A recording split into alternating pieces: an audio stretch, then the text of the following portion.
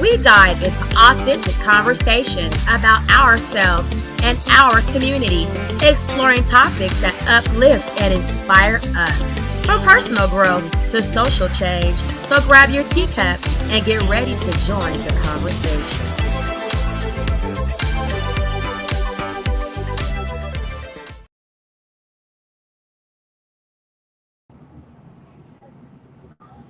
Good afternoon, tea sippers. We are live with Tanisha Talks Teas on YouTube, Facebook, and Twitch. How is everybody this Monday morning? What's tea? What are we sipping this morning? I am sipping the first day of the Diddy trial. Y'all know I'm sipping the first day of the Diddy trial, so let's just go ahead and get right on into it, y'all, okay? The first day of the Diddy trial starts today. So y'all know Diddy has been incarcerated now for like 6 months. When did Diddy go to jail, y'all? When did he get arrested in that hotel in New York? Wasn't that back in last year? He went to jail last year, I want to say, it wasn't last summer. Was it last summer? Has Diddy almost been in jail a year? Let me see. When did Diddy get arrested?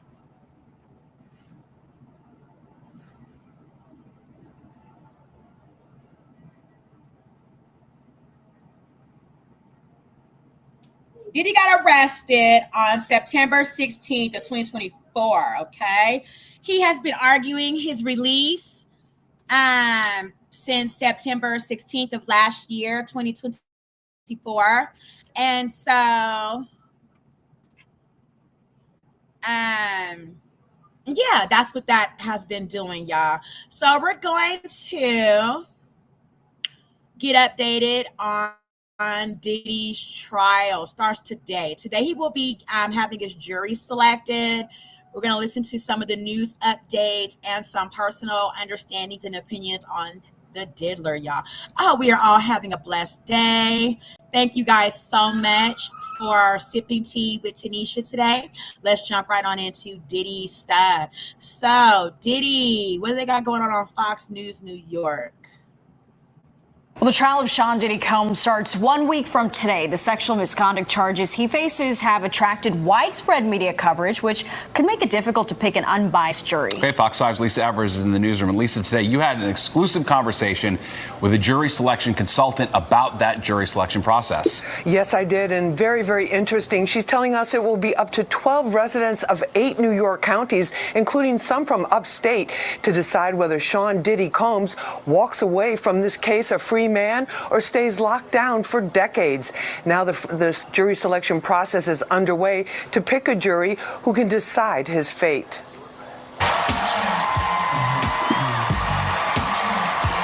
Diddy was once seen as a superstar and fashion icon. Now his only outfit is a prison jumpsuit. 600 men and women are filling out jury surveys to determine if they will be selected or selected to determine his fate. It's based on 20 to 70 questions. The questions range from your basic impartiality, your basic ability to serve, if they have financial hardship or childcare concerns. But then they also go into a range of what groups, organizations they belong to, their experiences with law enforcement, and then they really get into their thoughts on the nature of the charges. Judge Arun Subramanian has ruled that the horrific video of Cassie Ventura being beaten by Combs can be admitted in court. Prosecutors will also be able to introduce videos of the alleged freak-off sex and drug sessions. They really get into their thoughts on the nature of the charges. So if hearing graphic evidence would make it hard for them to be fair, their experiences with sexual harassment, domestic violence, they go into questions about drug and alcohol use. For most of this week, prosecutors and Diddy's defense team will be poring over the questionnaires and eliminating candidates. By May 1st, they have to propose 4 lists. So a list that both sides can agree, the jurors can move on to jury selection, so they don't have any hardships or cause challenges. A list that both sides agree should be excused. Now, the prosecution and defense will each submit a list of jurors that they do not want on the jury.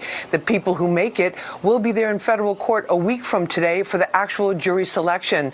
Now, whether they are questioned because of the high-profile nature of the trial, their names will not be read in court. They will be identified simply by number. That's the latest from the newsroom. I'm Lisa Evers, Fox 5 News. Steve, back to you. Interesting. All right. Thanks, Lisa. I'm sure you know by now that there are literally thousands of women earning six and seven so we're figures sipping from on home Diddy. by creating an automated store and selling products to That dropshippers. was a little bit of news coverage from Fox 5. Thanks, Fox 5. Let's just keep going in on the Diddy stuff. Where the federal racketeering and sex trafficking case against Sean Diddy Combs is underway. So here's what's happening right now. Jury selection started earlier this morning. The hip-hop artist faces 5 counts, including racketeering, conspiracy, and sex trafficking. Combs pleaded not guilty, but faces decades in prison. So let's bring in CBS News correspondent Jerika Duncan. Jerika, first of all, good to see you, even though you're having to be under an umbrella there, my friend. Great to see you, Reed. We understand that you have an update on what happened in court. Tell me about that. That's right. It appears that at least 2 of those jurors have been seated. I just left court about 15 minutes ago, and they are still questioning jurors. Remember, they need 12 that they will seat and 6 alternates for this federal case against Sean Diddy Combs. And just to give you a sense of some of the questions that the jurors were asked before they were questioned by the judge and also prosecutors as well as the defense team, if they had any issues with sexual assault, if they had any experience with it, their views from the prosecution on law enforcement. They were asked if they received any training or had any experience with psychiatry, psychology, addiction, law enforcement. They also asked about any questions or reservations they had about artists and the hip hop community, witnesses that will testify under immunity. So this is just a few of the questions that sort of give us a look into what each side is looking for when it comes to that impartiality of a juror. And many times over, the judge mentioned that Sean Diddy Combs is presumed innocent unless he is found guilty beyond a reasonable doubt. He mentioned that over and over again to each juror that was questioned. Last check, though, about 9 jurors had been questioned, 2 that we know that were seated, in which the prosecution and the defense agreed they were comfortable with seating those jurors. So a lot to learn throughout the next couple of days, which is how long the judge said this should last. They're hoping to get through about 50 jurors each day. But both sides recognize how difficult this case will be in terms of getting that right jury pool to make sure that folks don't come in here with preconceived ideas because of that video that went viral that we saw of what appears to be Sean Combs kicking and dragging his former girlfriend, Cassie Ventura. But this really comes down to a federal case, the U.S. government, United States government against Sean Combs, facing sex trafficking and racketeering charges, which could get him up to life in prison if he's convicted on all charges. Well, Jerika, if I'm in that courtroom, I have a huge question in my mind, whether I'm with a prosecution or defense, and that is, how can I seat a jury in a case against one of the most famous men on the planet, and especially now infamous, made more infamous by that video you talked about? It's a challenge. It really is, Reed, and I think that's why even with the questionnaires that these jurors filled out, it was an opportunity for both sides to ask questions to those jurors based on how they filled out that questionnaire. There were some other telling moments in what we are now learning about some of the people and places, for instance, that jurors were asked about if they were familiar with. For instance, one juror said that they were familiar with, I believe it wasn't, stand by because it is wet outside and I want to make sure I get it right. It was number 88, and that was apparently Michael B. Jordan. And then there was number 117, Mike Myers. So these were jurors saying that they were familiar with pictures of these people, but just knowing them as actors or celebrities. Then there were parts where the judge... I mean, are you really going to find anyone in today's day, no matter, I mean, that could be, you know what I'm saying, left, right, under, behind, beside people of the world that are not going to know these people, like people that put out, you know, big screen movies like Michael B. Jordan and whoever this Mike Myers person is. Like, you really, really got to be an Amish person or somebody that has no connection to the internet, no connection to anyone that knows anybody in the entertainment industry in any way, shape, form, or fashion to not know who Diddy is, or anybody associated with that may know Diddy. So, I mean, you kind of damn if you do that and if you don't in that, I think. Said, what about number 133? You had a question about that person, and this was juror number 4. They said, I know them as a celebrity, but in that case, the judge didn't mention them by name. And just as I was leaving, another juror was asked about Kanye West in terms of what that juror knew about Kanye West or their feelings or thoughts about him. So we don't know how that will play into this trial, whether this is a situation where maybe one of the witnesses or alleged victims says they saw people at a party, or whether these were just people that were at a Diddy party that we've talked about along with this case. So it's too early to presume exactly what that means, but there are a number of locations and people that these jurors were already shown to find out their connection to or just how familiar they are with some of these people and places. All right, Jerika Duncan, CBS News. Always great to talk to you, my friend. Let's hope the rain lets up for the Met Gala that's happening in New York as well. Okay, so Diddy's trial is beginning today.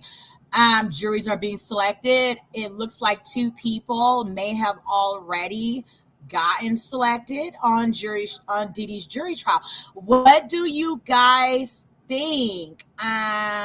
Let's listen in on USA Today, even though sometimes USA Today be having a slant, girl. The music mogul faces charges of sex trafficking, transportation to engage in prostitution, as well as racketeering. The trial will be full of shocking and salacious allegations. Mr. Combs has pleaded not guilty, but how strong is the case against him? Here's what we know now. Combs' defense has basically been arguing that he's not guilty and saying that these relationships were consensual, that this is essentially a swingers lifestyle, that people went to these parties by their own accord and engaged in this behavior. That will play a lot into the kinds of questions that the potential jurors get over the next few days. They're expected to bring in as many as 150 people. Potential jurors will each be interviewed one by one in the courtroom. It's expected to take about 20 minutes. Expected to be asked about everything from their views on. So they're saying this could take a couple of days. So Diddy's jury will not be selected in a matter of moments. It'll probably take a week or 2 to select all 12 jurors, okay? Sex, violence, drugs, folks who have multiple sexual partners, as well as potentially their own experiences with sexual assault. So this will be a very telling next few days in where the trial will go from here. Will Combs or high-profile witnesses testify? So it's unclear yet whether Combs himself will be taking the stand, but as of right now, his former girlfriend, the R&B singer Cassandra Cassie Ventura, is expected to testify. I mean, with so many high-profile people within his orbit over the last few decades, it's tough to say exactly who we might see come to the courthouse over the next couple months. Okay. Oh, no, we're still listening. Hold on. Selection is underway in the trial of Sean Diddy Combs. The disgraced music mogul is charged with racketeering conspiracy, sex trafficking, and transportation to engage in. So let's pause that there. I'm going to take a note because I also want to look at these charges and see what type of time they carry and so forth. Okay, so we got racketeering. I think I've done some of this already, but that's okay. We can do it again. So we got racketeering, we got conspiracy, we got sex trafficking. Oh my goodness gracious. Diddy, they trying to put you up under the jail, boy. And transportation to engage in prostitution, okay? Transportation to engage in prostitution. He has pleaded not guilty. Christina Fan is live outside the courthouse in Lower Manhattan with the latest on the proceedings. Christina.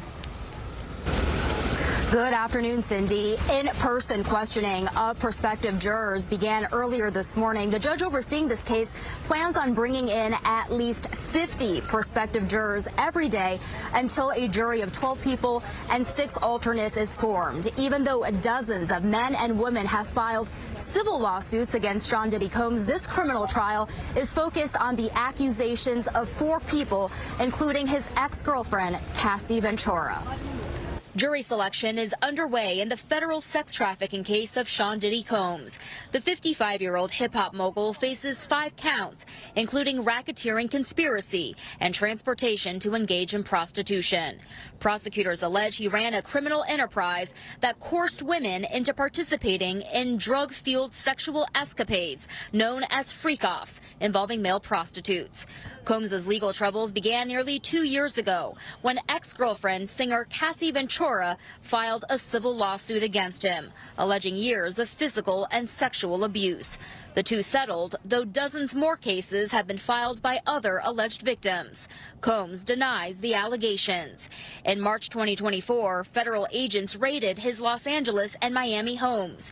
Then 2 months later, CNN aired this graphic video from 2016, which appeared to show Combs attacking Ventura in a hotel hallway. He later apologized on social media. And then it's like, who are we going to find that has not saw this video? Everybody has saw this video. My behavior on that video is inexcusable. Legal experts say defense attorneys will try to change public perception. You want that jury seeing Mr. Combs as relatable, as human, as being a father. Last week, Combs rejected a plea deal in this case. If convicted, he could possibly spend the rest of his life in prison. And jury selection is expected to move relatively swiftly, with opening statements scheduled to begin next Monday, May 12th. This trial. Oh my. So they're really only giving Diddy a week. They're giving Diddy a week. They're capping it at Monday. This reporter is reporting that they are capping it at next Monday for the jury to be selected. I thought maybe since they were doing like 20 minutes, 50 people a day, that they might, take maybe 2, but no. This reporter is reporting it can only maybe last up to 1 total week for Diddy's jury to be selected, and then it's starting. Jury trial starts for Diddy. Is expected to run anywhere between 8 to 10 weeks. Reporting live from Lower Manhattan, Christina Fan, CBS News, New York. Christina. Okay, y'all. The jury is being selected for Sean Puffy, y'all. It is being selected for Sean Puffy. What do you guys The Sean Diddy Combs trial has begun here at U.S. District Court. Do you guys think that Diddy has any allies? Do you think that there's anybody that may step in to talk for Diddy? And who would that be? Do you think it would be Stevie J? Because we've covered Mr. Stevie J in his comments with TMZ on the Diddy documentaries that TMZ did. When he said things like all of the little liars that are going around saying that Diddy did all of these things to him and the sex trafficking situations, things like that. They are doing nothing but muddying up the water for the real victims to come out and shit like that. Like, they're making it harder for real victims that may have been assaulted by Diddy. Like, did he, at that very moment, did he already give his so-called best friend brother to the wolves, essentially saying that statement about Diddy?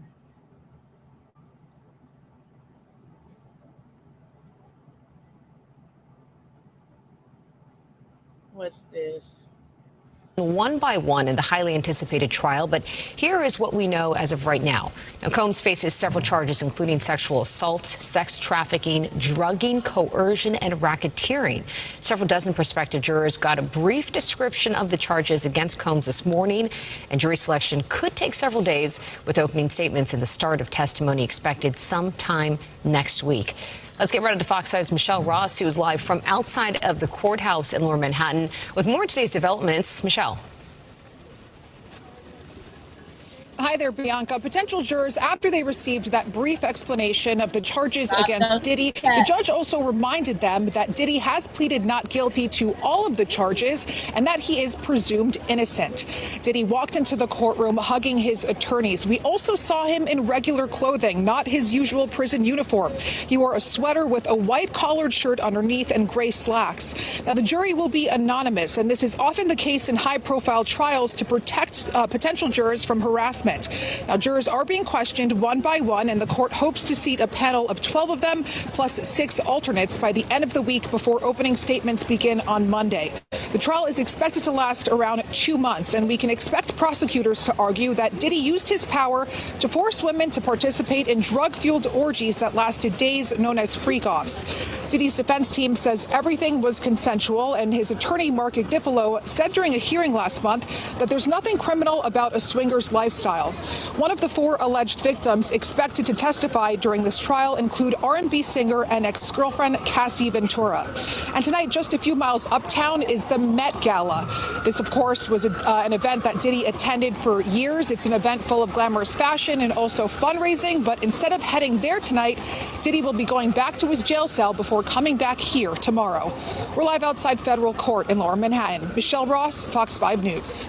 All right, Michelle, thank you for the update. And joining us now for more on this is Eric Rudish, managing partner and senior litigation consultant at Blueprint Trial Consulting. Eric, thanks so much for joining us. Thank you. All right, so the question right off the bat here is that with Diddy's name all over the headlines, how do you lawyers even begin to seat an impartial jury?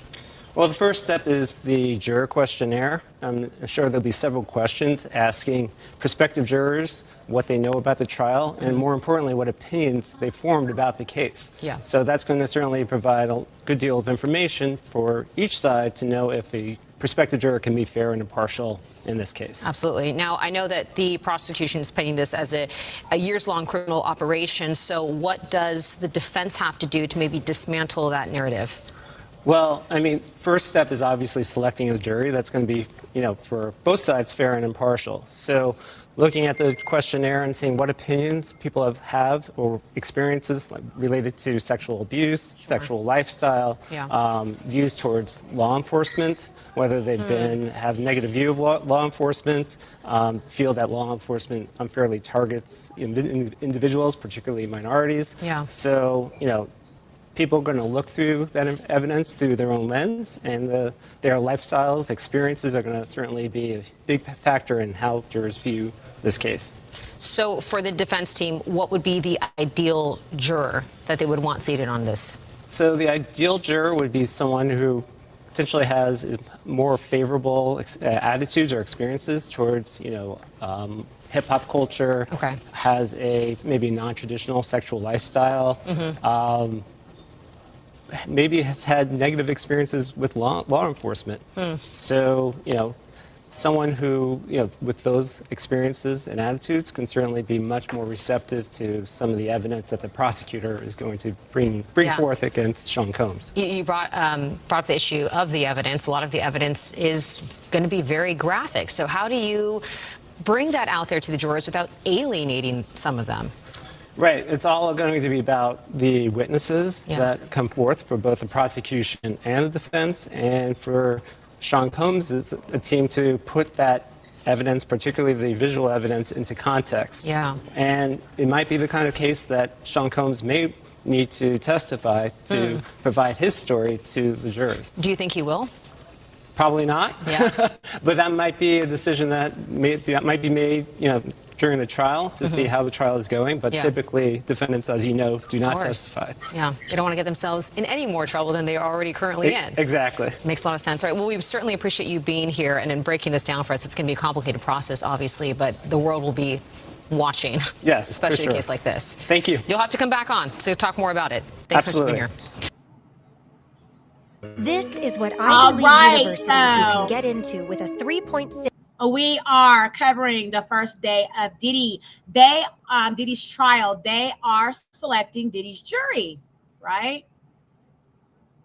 So what other tea is out there on what's going on with Diddy? Diddy Combs sex trafficking trial stakeout. What's going on over there?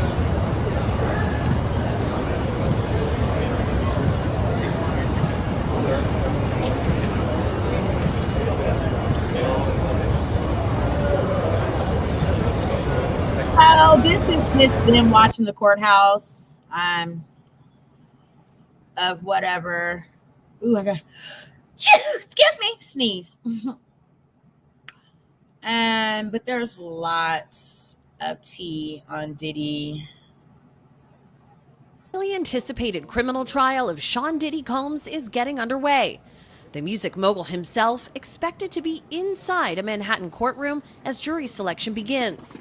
It was nearly 8 months ago that Combs was first arrested by federal agents and charged with racketeering, sex trafficking, and transportation to engage in prostitution that could lead up to life behind bars. Combs has repeatedly denied the accusations against him and just last week said in court that he had rejected a plea deal which would have seen him receive a lighter sentence. But New York prosecutors claim Combs abused women for decades, coercing them to participate in drug-fueled sex parties known as freak-offs.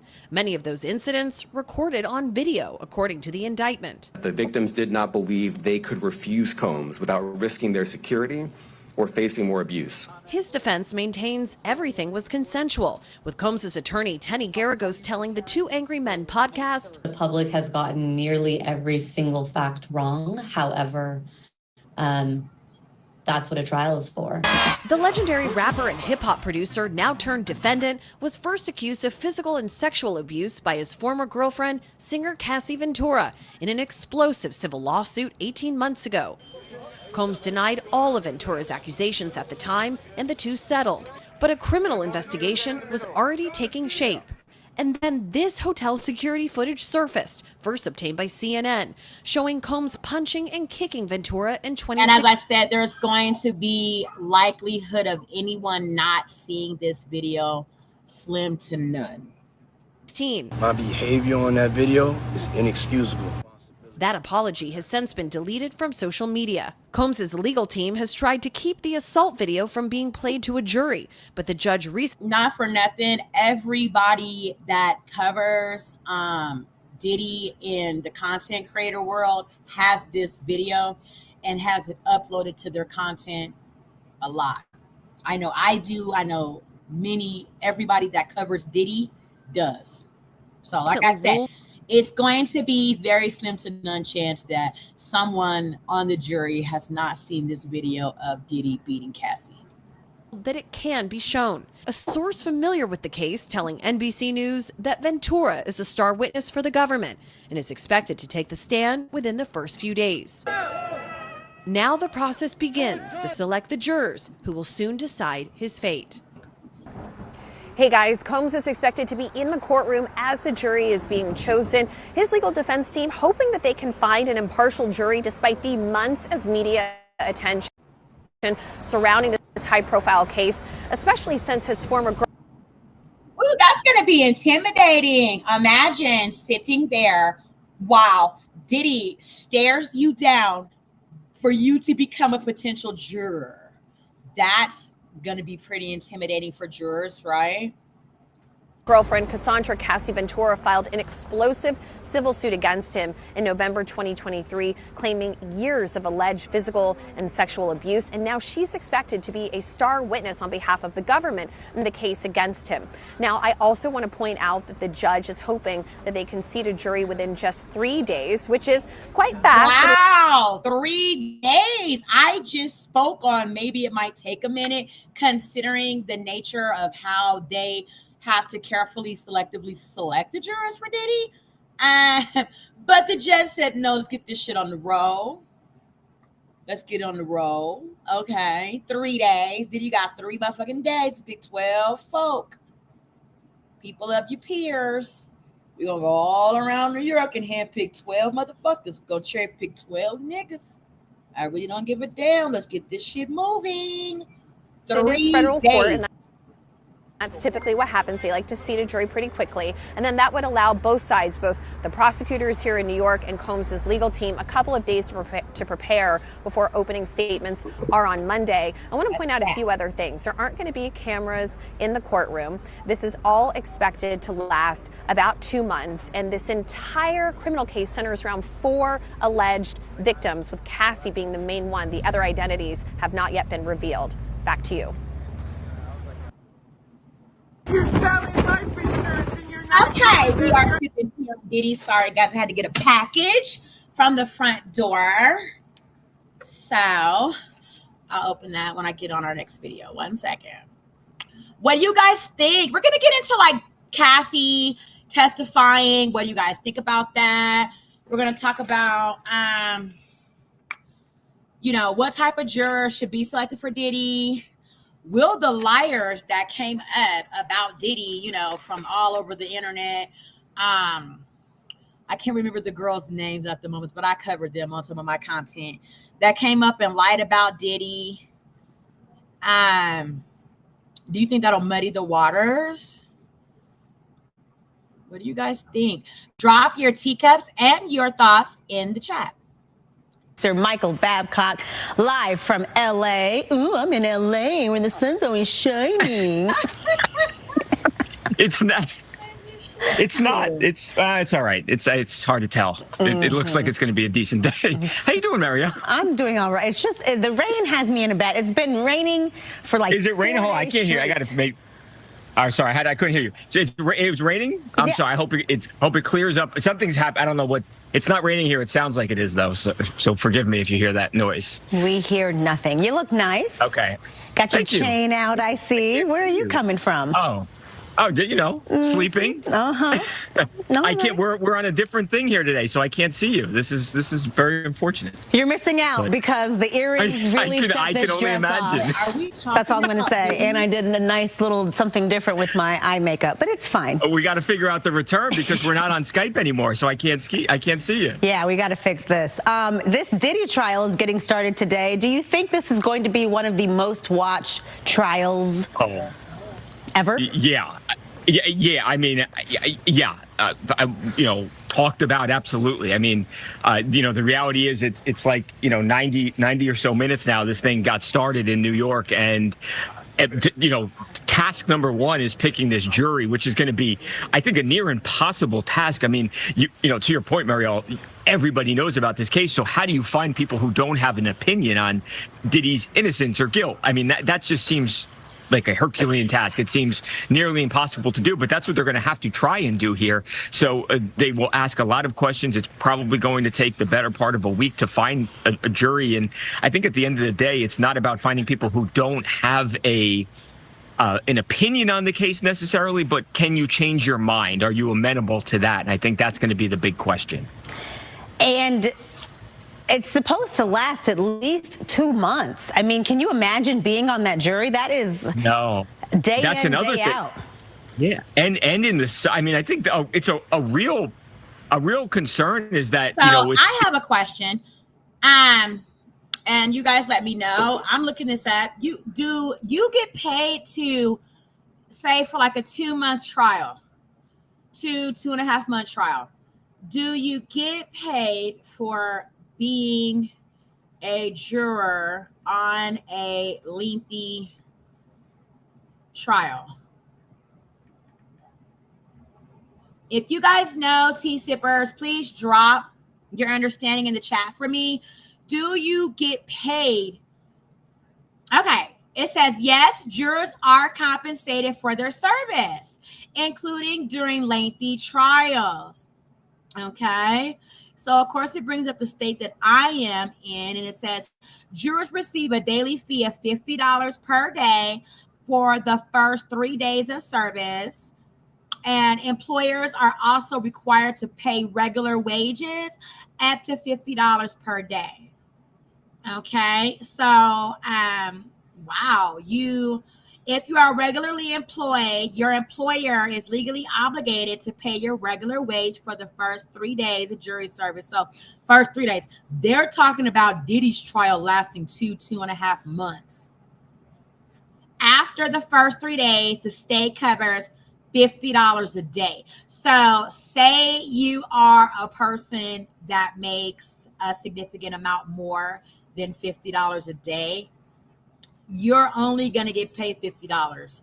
So prayerfully, these people that are in New York State that are going to be selected all around New York, they said from upstate to all over New York, have enough somewhere where they can sustain their life for the next 2.5 months, because they're going to be wrapped up with Diddy's bullshit. Okay. It's the summer and you've got people who are going to have kids who are home.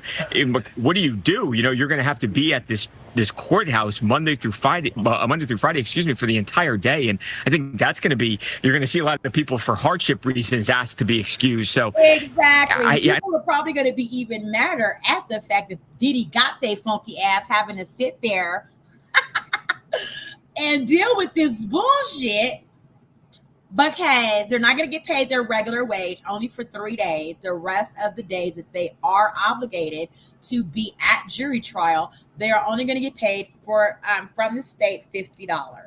$50. That's it. I don't know how they're going to do it, but they're going to set it. They're going to find the jury. They're going to sit a jury, and you know, the way the schedule goes, next week we're going to do opening statements, and then we're off and running. But you're right, 2 months. This is going to go on forever. All right, let's hop over to former pro basketball player Kevin Garnett. What's we're going not on Kevin Garnett's tea currently. We are sipping from Diddy, y'all. So let's go ahead and listen to a little something that I picked up on. Okay. Now, I know you guys, most of my listeners are pretty familiar with Umar Johnson, I think is his name. Okay. Umar had some choice words to say about Diddy in his trial, where Cassie will be testifying, right? So let's see if I can find that, and let's take a listen to that, okay? So I thought it was pretty interesting, and I would love for you guys to hear it as well. So let me just go ahead and type this in. Umar, Diddy, Cassie. Okay. Dr. Umar goes off on Cassie being able to testify against Diddy. She has already been paid off. Thank you, Art of Dialogue. He's a really great channel. Go over there and sip some of his tea. Dear Dr. K. Okay, so let me also subscribe. He is a wonderful commentator, speaks to a lot of great-minded people on lots of great subjects and topics. Okay, so let's get into it. Gotta ask you about this upcoming Diddy trial that's coming up in a few days. I think it's coming up in about 4 or 5 days. How you feel about Cassie testifying against Diddy? Yes, sir. First of all, it should be absolutely illegal for Cassie to testify against Diddy. And I'm not going to hold you. I also, respectively, I can appreciate Cassie's testament to what Diddy, has been brought to the light to have to take accountability for. However, like Umar is going to explain to us, tea sipper, so please have your listening ears on and sip this tea. It's supposed to be illegal for you to testify against someone in any type of criminal situation if you've been paid off by them civilly. Okay, let's sip that tea.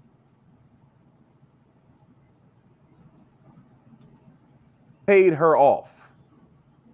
I believe there was an NDA involved in that situation. He was paying her off to shut up and go away. After all the money he paid her, after her signing an NDA, how can she then be brought back into court to testify against them? It reminds me of Bill Cosby. Some of those women who lied on Bill Cosby during his sex abuse cases had NDAs, and the court let them break the NDA. You never see this with a white man accused of the same. You never see this with a Caucasian accused of the same. His lawyer should do all that they can to fight against Cassie testifying. She wasn't sex trafficked, so why are you testifying in a sex trafficking case? He is not being charged with crimes against Cassie. He's being charged with crimes against other. Cassie was paid and dismissed. Why is she being brought back into court after taking that man's money and testifying against him? And why do you guys think that that is what's happening to Diddy? Do you think that it's railroading? Do you think that it is because instead of Cassie, because I don't believe that we've heard over these past 8-9 months since Diddy's been arrested. Cassie sued him, la da da da. That Cassie was a person that was, I know in her lawsuit she said that she was forced to do a lot of things, right? However, I don't believe she was brought up on any type of like charges. I believe she was reversed around to be made a victim. Okay, so it's like either was Cassie going to be like a co-defendant, or was she also going to be somebody that was going to go down with Diddy in the sense of where these sex trafficking crimes and all these other racketeering charges and transportation to engage in prostitution things are going on. Okay, because how else otherwise could they flip Cassie? Because Cassie essentially was already paid off. Right? So it's like, how could they flip her if she's already been paid off? She's not a person that they're looking at as being in cahoots with Diddy because they made Diddy pay her, right? So it's like, okay, they're looking at her as a victim, possibly that can testify against Diddy in the areas to know more elaborately about what happened during these times of racketeering, conspiracy, what else like I wrote down here, sex trafficking, transportation to engage in prostitution, right? It's like, okay, more than likely that's what the angle that they're looking at doing with her. You know, posing her as a victim. Look, and it must all be true, y'all. Diddy had to pay her. But in the event of the NDAs, then where do those really come into account, and are those ever really held liable against anybody in a court case? Because NDAs are supposed to be something that you cannot, it's like specified, something that you cannot use against somebody in the matter of a court or police involvement or like media, where you cannot disclose whatever the fuck you think you may know about a situation or a person because you sign a non-disclosure agreement, the NDA. You're not supposed to speak on it in any matter moving forward. It's supposed to be bindable. Okay, you're not supposed to be able to break an NDA.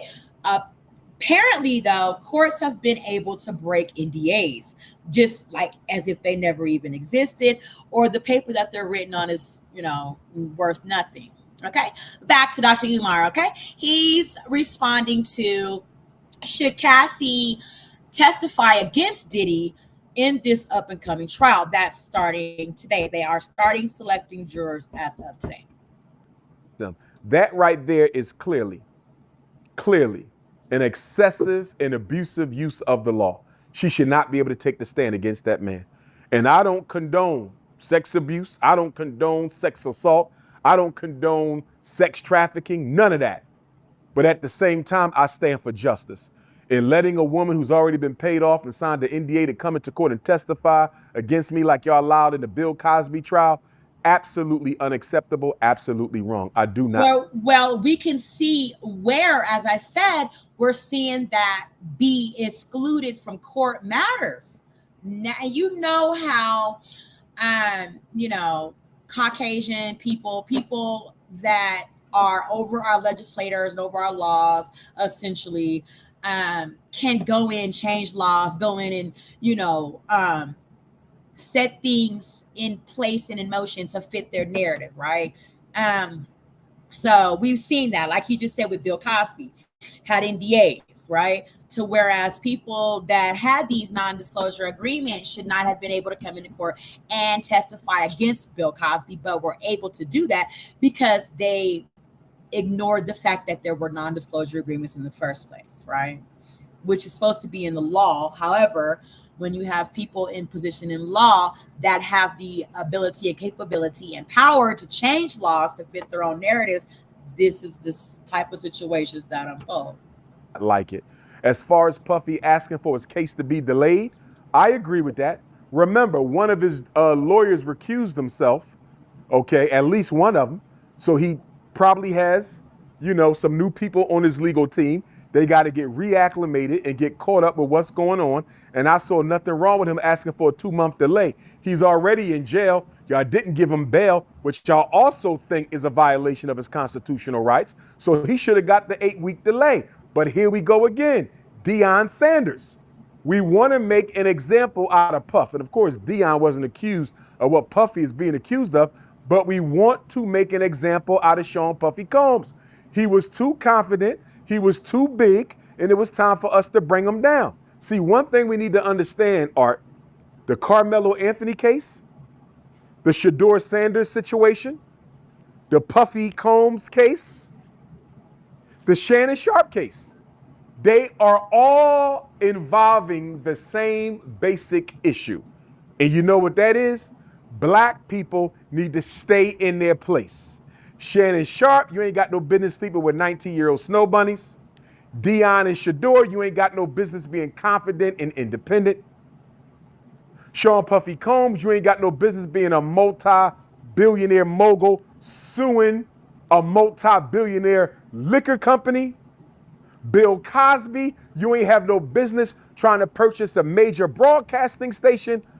Carmelo Anthony, you have no business defending yourself against white people. We can do whatever we want to do with your people. In every instance of all these cases, Art, there is one common theme. Black people are forgetting who the slaves are and who the slave masters are, and we're going to remind you. Our job as a people is to rebel against the slave system, Art, but you can only do that if we working together. If we organize and unify, we can overthrow the entire slaveocracy. And how you feel about him turning down his plea deal? I would have turned down the plea deal too, Art. I would have turned it down. And the reason I would have turned it down, and again, I don't know Puff personally, never hung around the gentleman, but I'm having a hard time believing he's guilty of sex trafficking.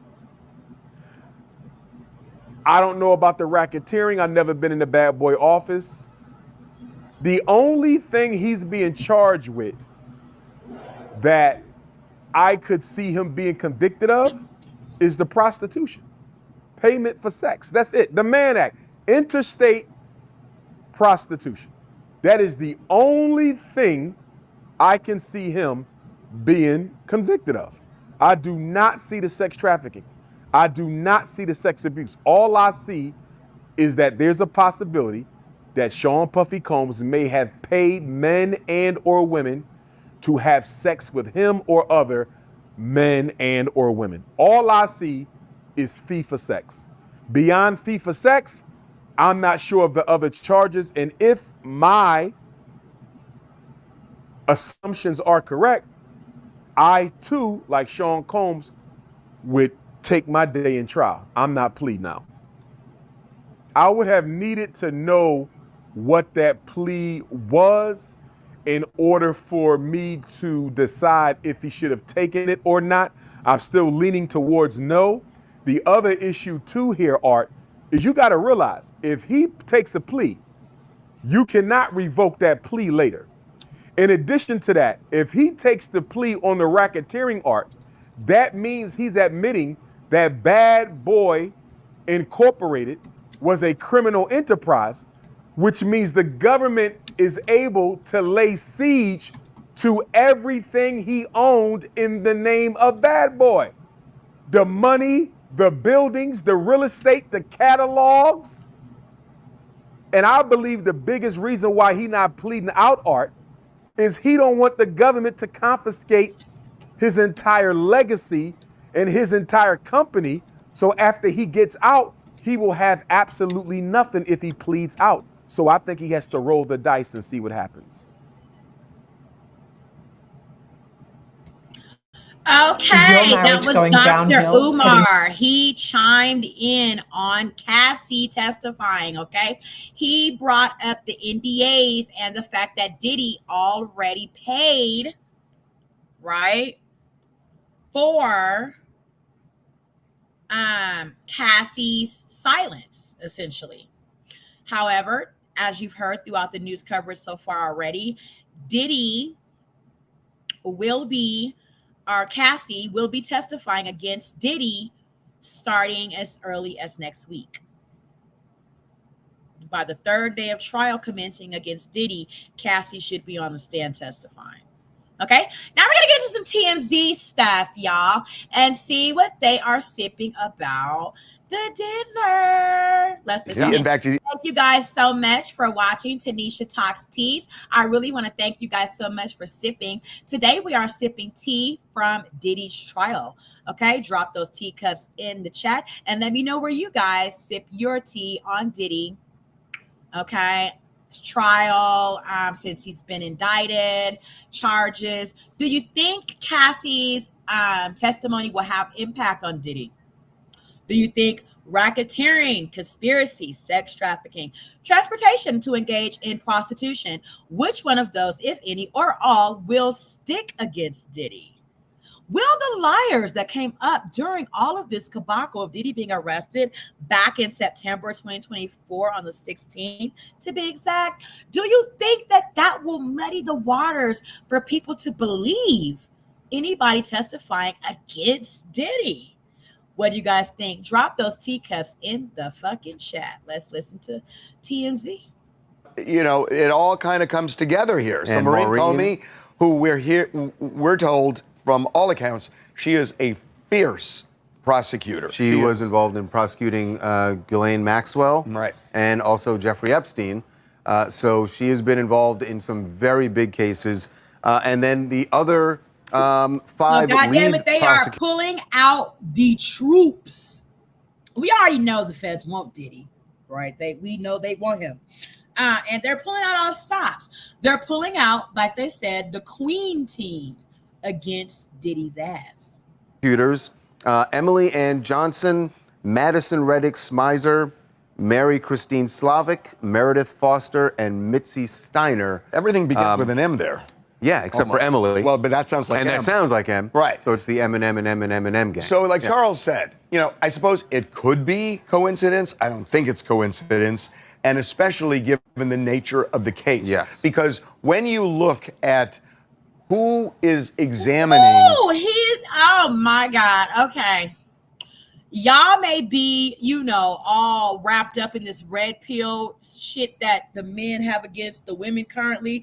But if y'all have not, you know, been under a rock and been out here about your business, standing on your square and not get knocked off your pivot, you know that women are winning exponentially. You know, like we are winning. Women are leading. We're winning. We are advocating and navigating and narrating and, you know, all of our things that we're doing, we're putting our whole foot in it. And we're really standing on it and we're making great impacts in life.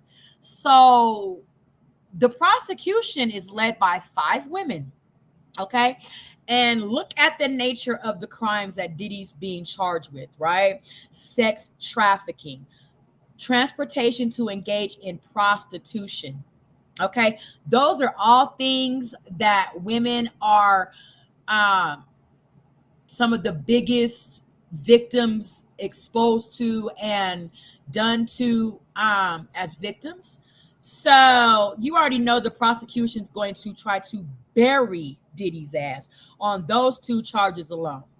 The conspiracy, the racketeering, where he was laundering money and is seemingly moving drugs throughout the countries, and using drug mules and things like that. Yeah, the women will fight really hard for that.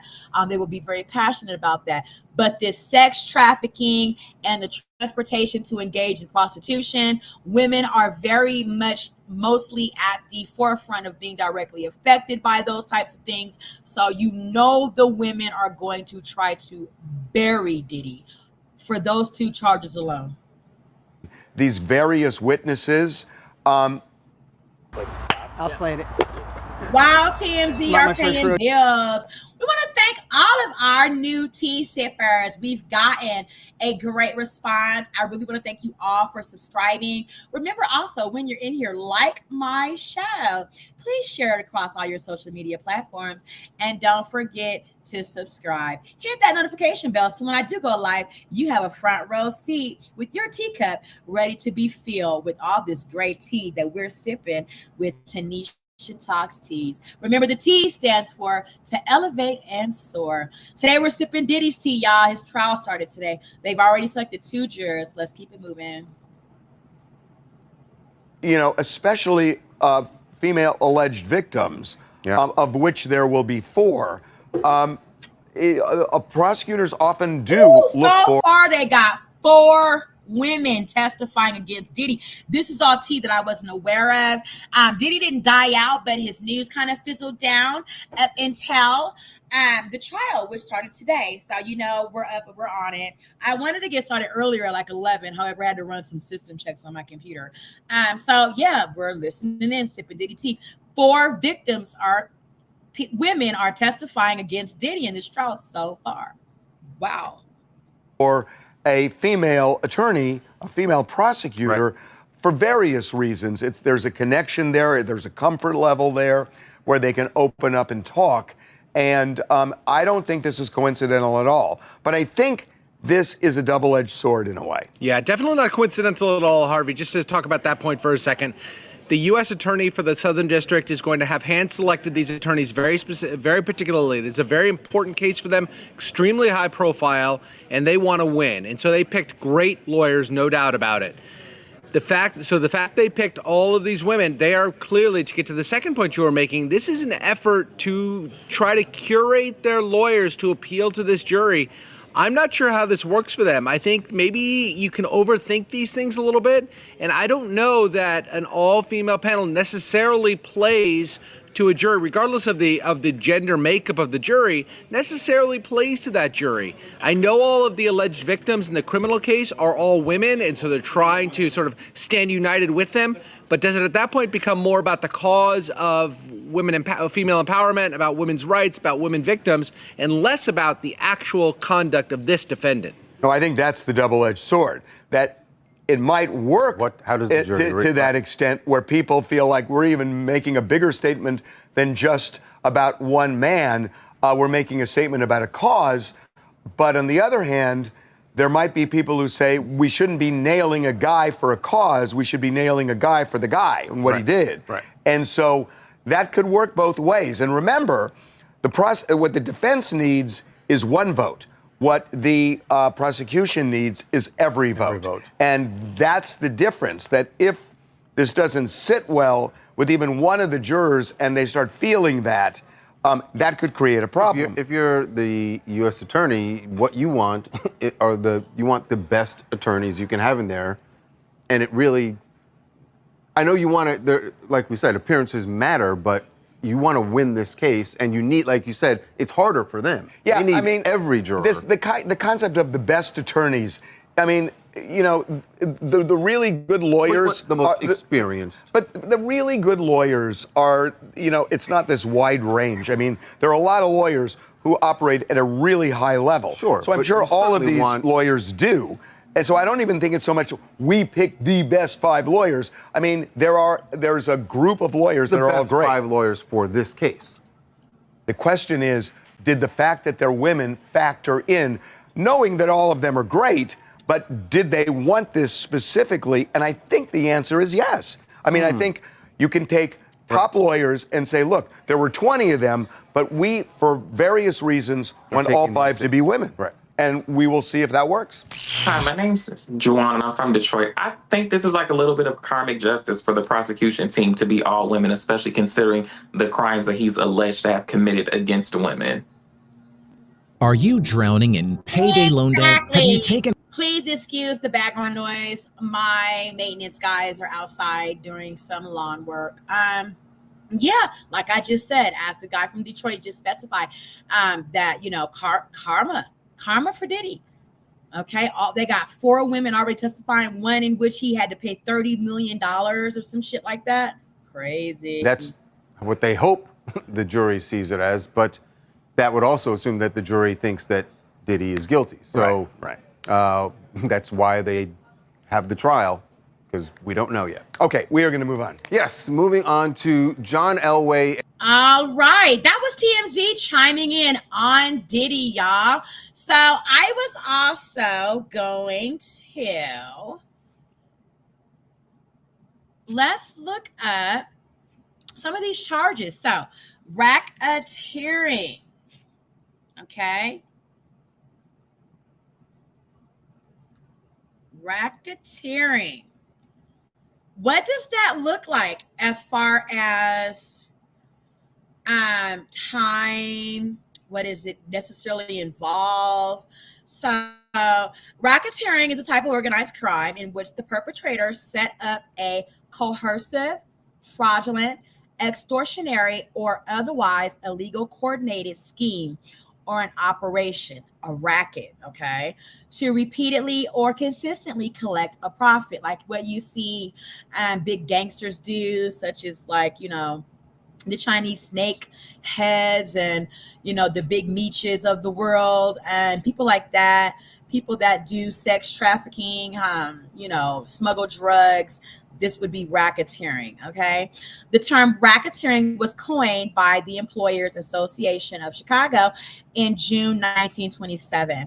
In a statement about the influence of organized crime in the Teamsters Union, I've heard of them. Specifically, a racket was defined by this coinage as being a service that calls forth its own demand and would not have been needed otherwise. Narrowly, it means coercive or fraudulent business practices, okay? So if you have a laundromat that, yeah, you may be able to go in there and wash clothes. However, in the back, they wash dirty drug money or something. That would be fraudulent business practices, right? Broadly, it can mean any criminal scheme or operation with ongoing or reoccurring profit. So I wonder what that would mean for Diddy. How do you guys think? Because they do have, I believe, Diddy under a RICO Act, right? So the Racketeer Influence and Corrupt Organization RICO Act is a United States federal law that provides for extended criminal penalties in a civil case of action for acts performed as part of an ongoing criminal organization. So that's what the racketeering is. How much time can you potentially get for racketeering?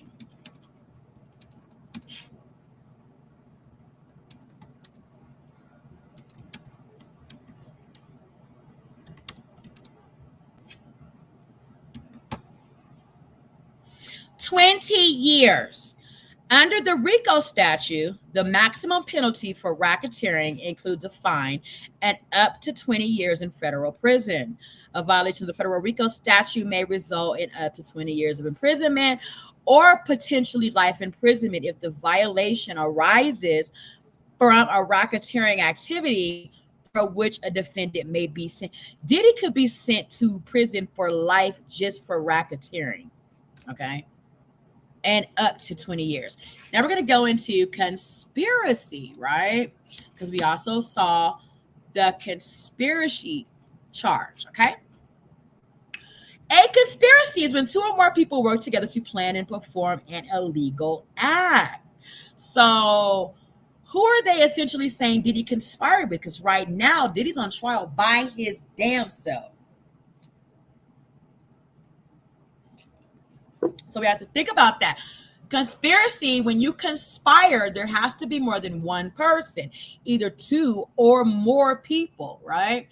Conspiracy charges can come in felony or misdemeanor forms, and people charged with conspiracies could potentially be subject to both a conspiracy charge and a charge of the underlying crime at issue. So whatever the conspiring was, the actual illegal act is a charge. And also to conspire to have done it is also a charge, right? Carries what type of time? So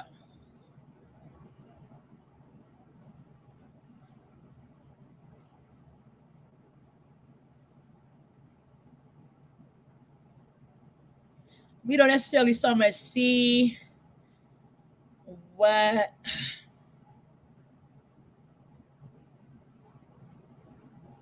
type of time it carries. However, this does read, those states differ in how they define the elements of conspiring. A conviction usually does require proof that the defendant agreed with one or more people to commit a crime. So they obviously, since they have conspiracy up here, are going to bring in some type of evidence to follow through with how they are bringing themselves to understand that Diddy conspired to commit an illegal crime. Okay, the prosecutor also has to prove that someone in the conspiracy committed at least one overt act to further the targeted crime. That's probably due to some type of sex thing. You see what I'm saying? Whereas Diddy, unless they got him on some drug stuff, I don't know, where he may have conspired with a prostitute or some shit to, follow up with a sex act. So maybe we'll see more as the trial progresses, right? So then we got sex trafficking. That, carries heavy penalties. Okay. So what are we looking at here?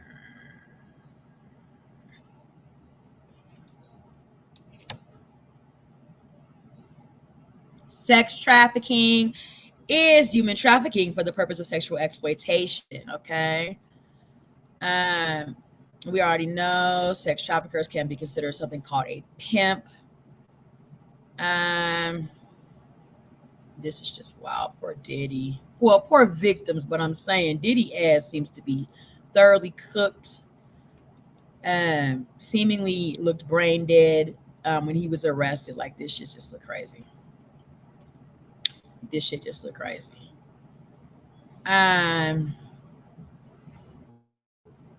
So let me see.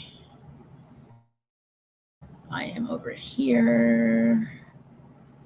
And what to know, Sean Diddy Combs.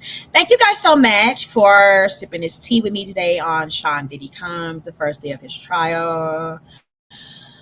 Sean Diddy Combs, the music mogul accused of sexually assaulting, trafficking, and otherwise exploiting women in recurring incidents over multiple decades, is standing trial in New York City this month.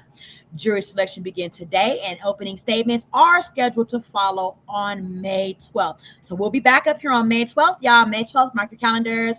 Tanisha Talks Teas will be live following up Diddy's first day of official trial. Jurors will be selected by then. Combs, who is 55 years old, faces multiple charges, including sex trafficking and racketeering conspiracy. He has been jailed since September, when he was held without bail.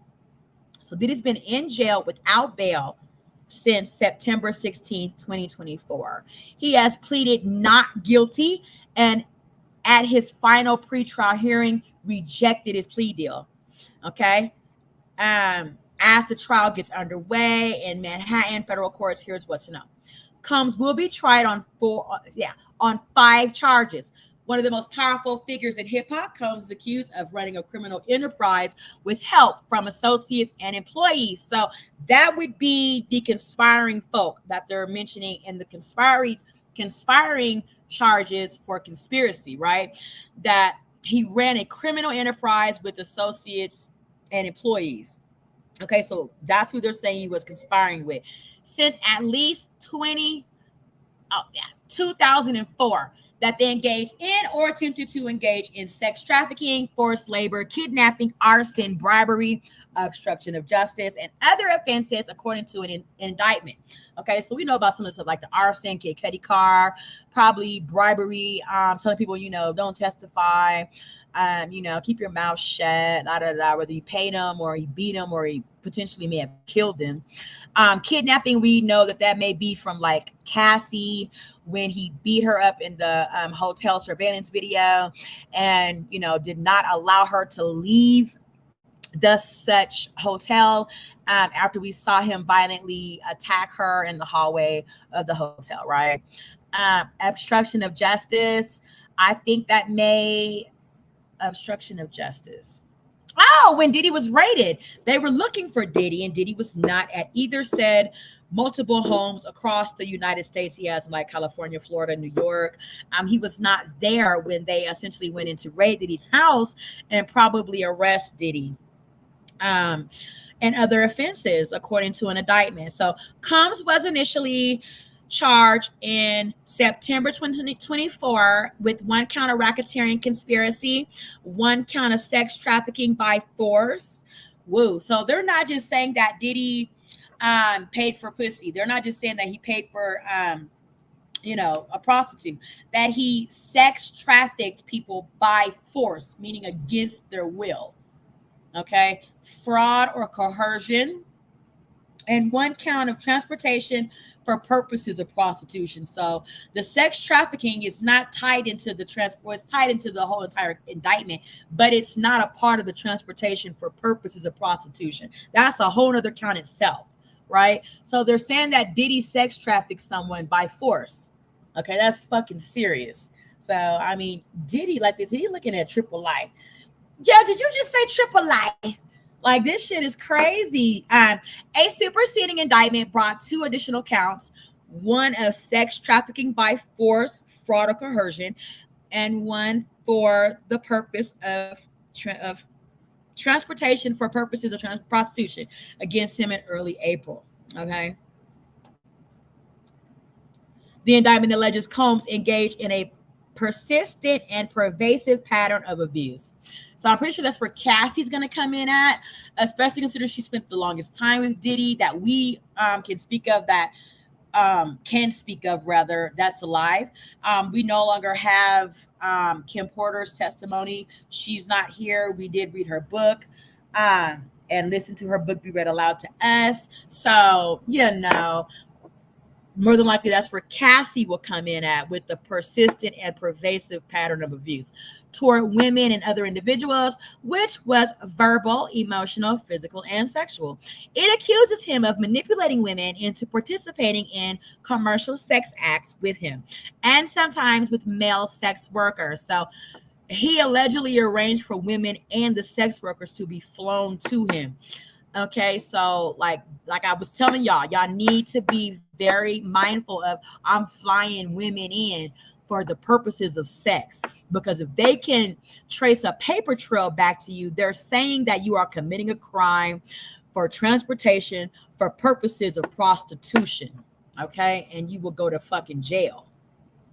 So the indictment alleges Combs engaged in, okay, we read that, hold on. The acts with sex workers which prosecutors say Combs called freak-offs are described in the indictment as elaborate performances that Combs directed and often filmed with or without participants' consent. So I think that's a crime in itself as well, to also videotape someone without their knowing of you and them committing a sexual act.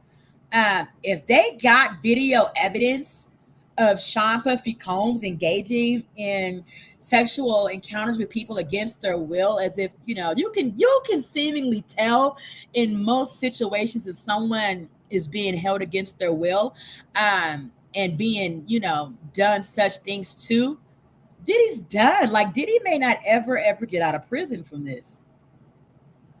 Prosecutors have alleged the events involved excessive drug use. So they're also saying that, of course, Diddy made people against their will take drugs that alter their understanding about how to be able to understand whether or not they would agree to go into sexual acts, right?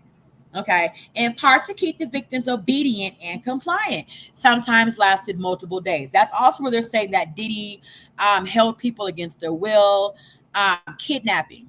Okay. They're saying that that's how the kidnapping charge is in the case, because it lasted multiple days where victims were drugged. I mean, Diddy, this is so bad. In part to keep the victims obedient and compliant. Combs is also accused of assaulting women repeatedly over many years by striking, punching, dragging, throwing objects at, and kicking them. So, brings us to Cassie's video where we saw him strike, punch, drag, throw objects, and kick them. Okay. The indictment said the violence extended to his employees and people who witnessed his alleged abuse. Prosecutors say in one instance, Combs is accused of dangling a victim over an apartment balcony, according to the indictment. So that brings us to Wale, where Wale said that Apparently, Diddy thought that he was looking at Cassie or something of the sort, and he picked him up by his feet and dangled him out of an apartment window. In addition to abuse, I wonder if Wale will testify to that. We're covering this entire Diddy case, y'all. So get ready, get y'all's tea cups, because it's piping hot tea this whole summer. Okay, we are sipping Diddy's trial. In addition to abuse, Combs allegedly maintained control over victims with money, drugs, and threats to their careers, among other means. So, he would say things like, nigga, you won't make it. I'll make sure you don't make it. I'll make sure I blacklist you. I blackball you unless you do what I say do by 12 o'clock. Giving people dreams of, I will make you rich, I'll make you famous, I'll give you all the money, all the girls, all the drugs you want, but you must do these things for me to do these things for you. Coercion, okay? Threats. Prosecutors also allege Combs used bribes and blackmail to hide evidence of this conduct, okay? Where we heard a alleged phone call from Diddy from jail where he was, telling his kids to hide things, get rid of things, la, la, la. So according to the prosecutors, the racketeering conspiracy charge involves allegations that Combs sex trafficked 3 victims and forced a fourth, one of his employees, into sexual activity with him. I think they may be talking about the the one guy, what was his name? Rob somebody. Into sexual activity with him. The indictment refers to 3 female victims as victim 1, 2, and 3. 4 accusers are expected to testify against Combs, according to prosecutors. If Combs is found guilty on all counts, he could face up to life in prison. He has pleaded not guilty to each charge against him. His attorneys say that the allegations against him came from former long-term girlfriend, Cassie, and that was all consensual relationships. That was their private life defined by consent, not coercion, the defense said in a statement in April following the superseding indictment.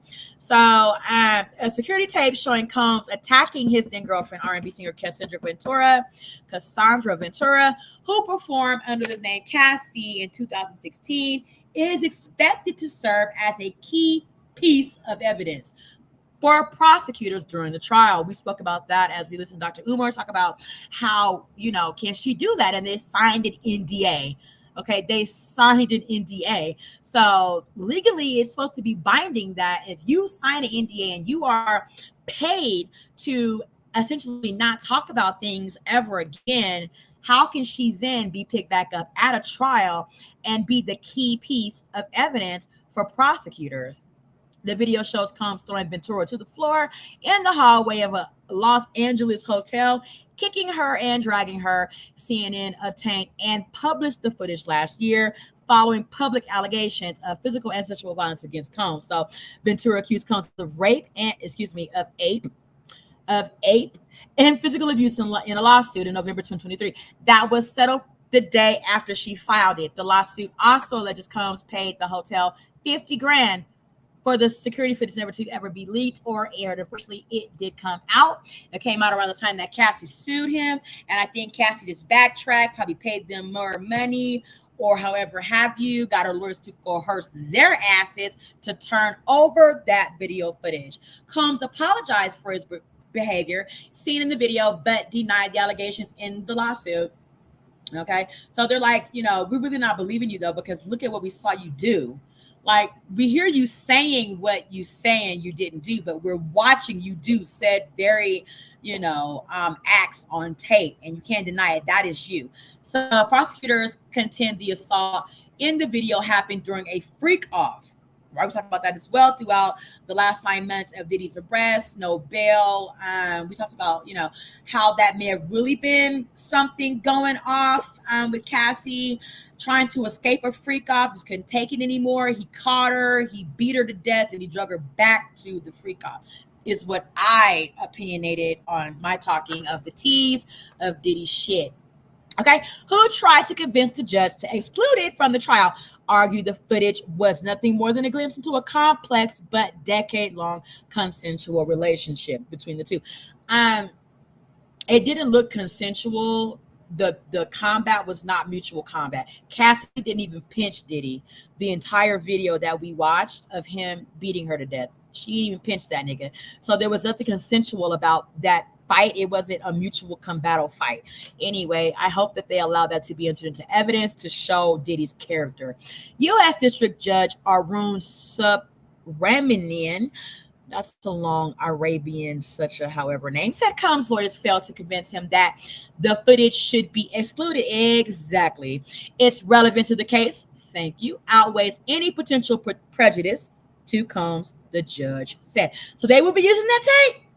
They're going to use the tape. They're going to use the footage from the hotel video of him beating Cassie to death, okay, and dragging her back to wherever they were. Okay, so which brings us up to current jury selection. Ahead of jury selection, Combs' legal team and prosecutors disagreed on what to include in the questionnaire used to evaluate potential jurors. So more than likely, prosecutors just really wanted to find out what they really knew about Diddy to try to make it, seem as if they weren't being so biased towards Diddy or leaning the other way. So I don't see what the disagreement should have been on. However, more likely, Combs' Sean's team, legal team, probably was just like, okay, what jurors are we really? Shit. From where I'm looking at it, you could put anybody on the stand. They're gonna know about Diddy. Diddy's been around a long time, just like Bill Cosby was. They're gonna know about Diddy. Okay, we have been hearing rumors about Diddy for decades.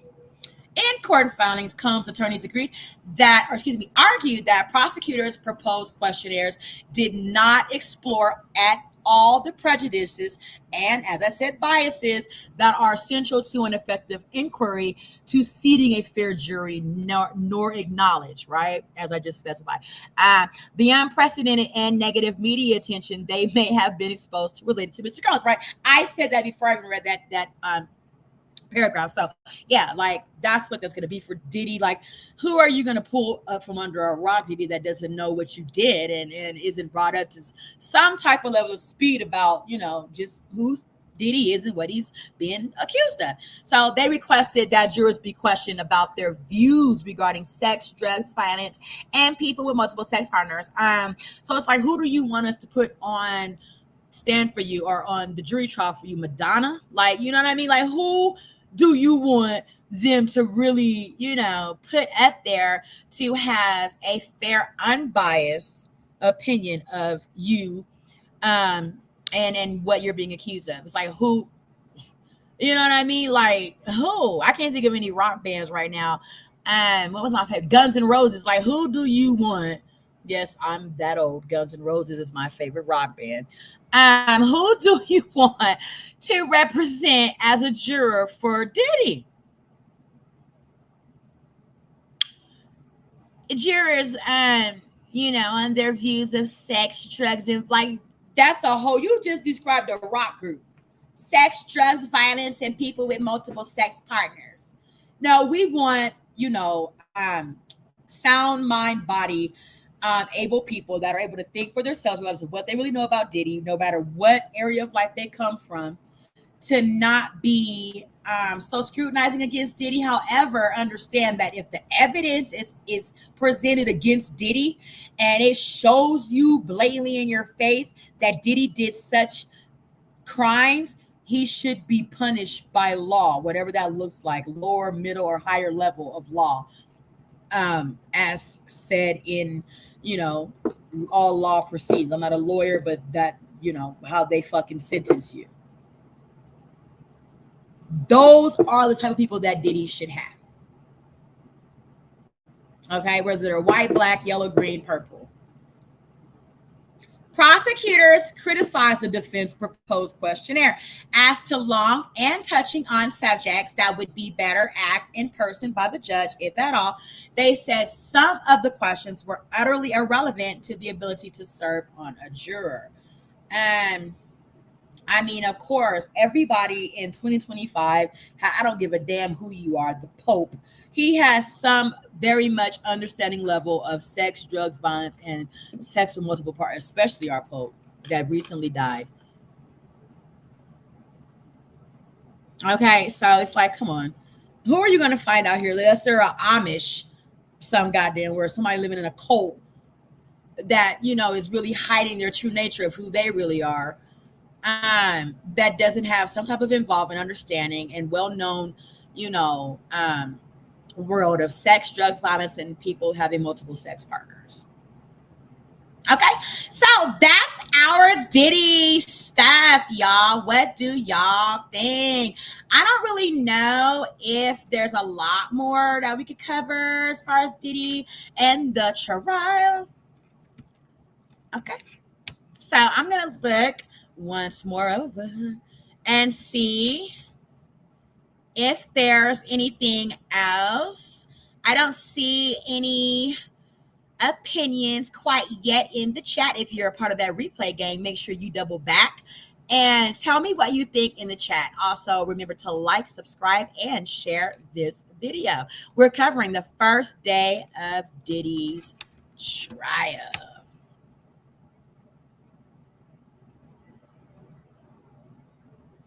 Okay, I just found some tea, what Diddy's fate may be.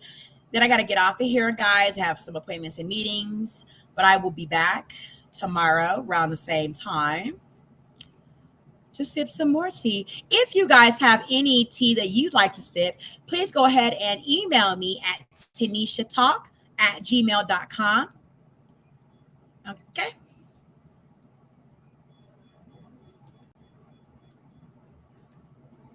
And I'll give it a once over, do my research, and we'll come and sip some tea on some stuff.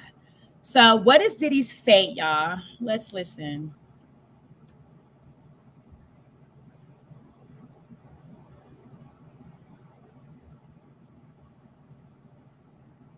Oh, wait a minute. Girl, I done back that ass up all the way out of the damn video.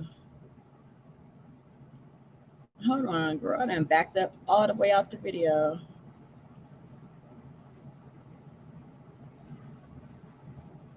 Okay.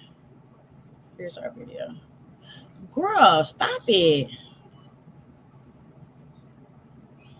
Today, the sexual misconduct charges he faces have attracted widespread media coverage, which could make it difficult to pick an unbiased jury. Okay, Fox 5's Lisa Evers is in the newsroom. And Lisa, today you had an exclusive conversation with a jury selection consultant about that jury selection process. Yes, I did, and very, very interesting. She's telling us it will be up to 12 residents of 8 New York counties, including some from upstate, to decide whether Sean Diddy Combs walks away from this case a free man or stays locked down for decades. Now the jury selection process is underway to pick a jury who can decide his fate.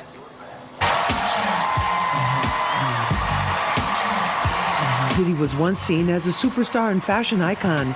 Now his only outfit is a prison jumpsuit. 600 men and women are filling out jury surveys to determine if they will be deselected or selected to determine his fate. It's based on 20 to 70 questions. The questions range from your basic impartiality, your basic ability to serve, if they have financial hardship or childcare concerns. But then they also go into a range of what groups, organizations they belong to, their experiences with law enforcement. And then they really get into their thoughts on the nature of the charges. Judge Arun Subramanian has ruled that the horrific video of Cassie Ventura being beaten by Combs can be admitted in court. Prosecutors will also be able to introduce videos of the alleged freak-off sex and drug sessions. They really get into their thoughts on the nature of the charges. So if hearing graphic evidence would make it hard for them to be fair, their experiences with sexual harassment, domestic violence, they go into questions about drug and alcohol use. For most of this week, prosecutors and Diddy's defense team will be poring over the questionnaires and eliminating candidates. By May 1st, they have to propose 4 lists. So a list that both sides can agree, the jurors can move on to jury selection, so they don't have any hardships or cause challenges. A list that both sides agree should be excused. Now, the prosecution and defense will each submit a list of jurors that they do not want on the jury. The people who make it will be there in federal court a week from today for the actual jury selection. Now, whether they are questioned because of the high-profile nature of the trial, their names will not be read in court. They will be identified simply by number. That's the latest from the newsroom. Okay, so as y'all heard it, right, they are going to allow some certain evidence to be entered into the trial for Diddy.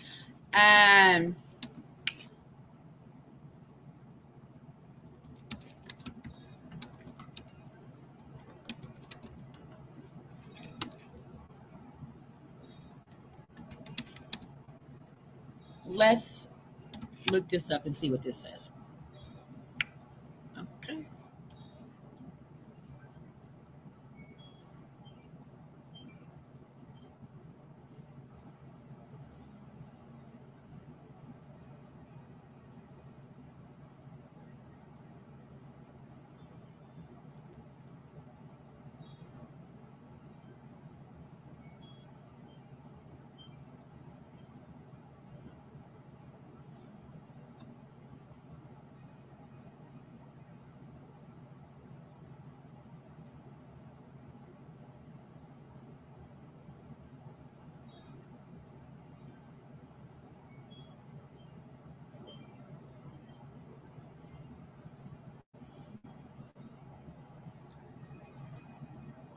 The day will come when we will name names other than Sean Combs, and there's a lot of names. It's a long list already. And of course, I already know who some of these individuals are, but because of the nature of this case, we're going to make damn sure that we're right before we do that. But the names that we're going to name, assuming that our investigators confirm and corroborate what we've been told, are names that will shock you. The day will come when we will name names other than Sean Combs, and there's a lot of names. It's a long list already. And of course, I already know who some of these individuals are, but because of the nature of this case, we're going to make damn sure that we're right before we do. Okay, y'all, it is really messy and muddy out here with Diddy, y'all.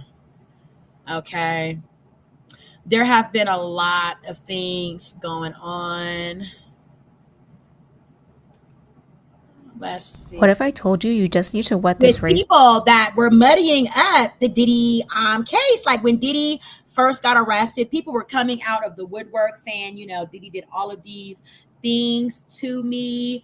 Hold on, y'all, because I have that on my page. Let me just find it on my page.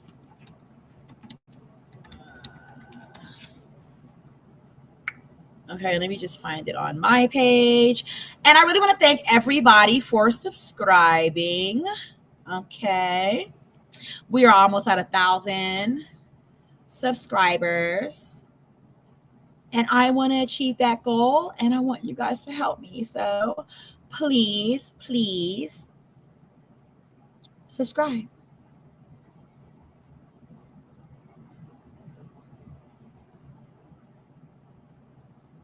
So I've got it on my page. Let's see.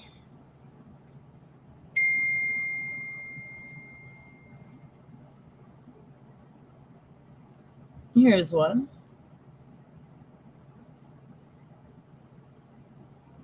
And Mike Lowry over on All Viral Access Media on YouTube. Go over there and like and subscribe to his channel.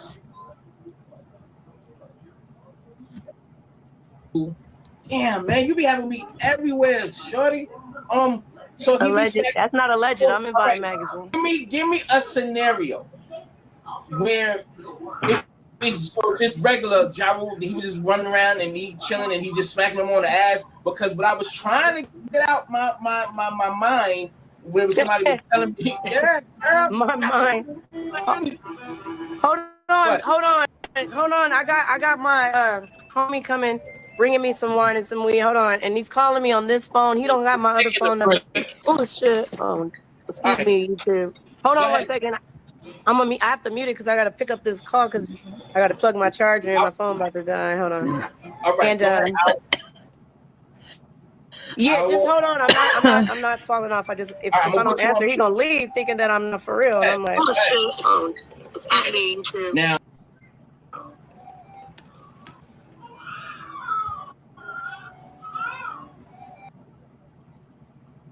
Over the validity of allegations and claims made by Misha in some of our viral interviews.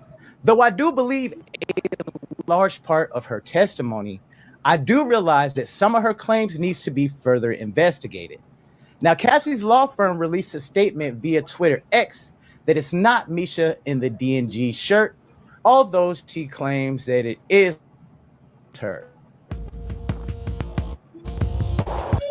This says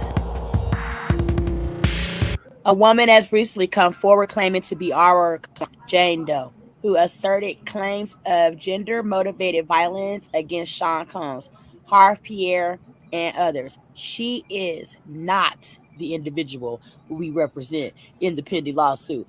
Our client's identity remains confidential. This is from Wigdor LLP at Wigdor Law, bitches. Now they're talking about the Misha Fuller. Okay, Misha Fuller. We did a piece last week, with the Hood Prophet, our psychic medium tarot reader to the show, bitch, and that's her. Okay, a law firm has came forward and said a woman has recently come forward claiming to be our client, Jane Doe, meaning we are not peddling our client's pussy all around the internet for interviews of none of the motherfucking sort, who asserted claims of gender-motivated violence against Sean Combs, Harv Pierre, and others. She is not the motherfucking individual we represent. So listen up. State Farm was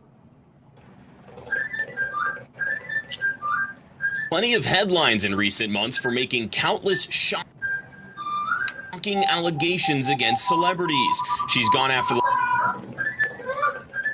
the likes of Jay-Z, Beyonce, Drake, Kendrick Lamar, Lionel B, and many more. Now, however, she's been hit with some allegations of her own.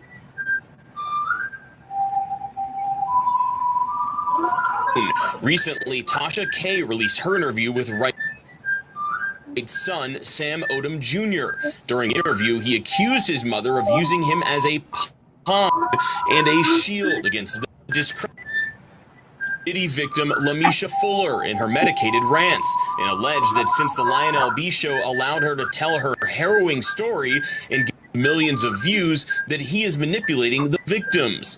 Diagnosed as a schizophrenic, her grand delusions are often ignored by everyone, except for her deranged cult follows her platform. She created an unbelievable story that Lionel B being paid by Diddy and Jay-Z, which is quite odd because his countless videos are actually going after the two hip-hop icons. Her outstanding arrest warrants in Texas are proof that she will do anything to attempt to bring down the YouTube journalist, since she's clearly failed miserably at that job, as well as being a singer. More details to come. We also got another deranged woman who was unfortunately shot by Diddy, and my heart goes out to all the victims of Diddy. Now, she's alleging that the reason she asked for $5,000 to interview with me is because I offered to fly her out to Florida to do an in-person interview, and she thought I was gonna alive her when she got here, and that I was hired by Diddy. Stop it. Get some help. Ladies, stop the cap and stop the fake preying on your show, all the while you're cussing out people's mothers on your platform. Stop the cap.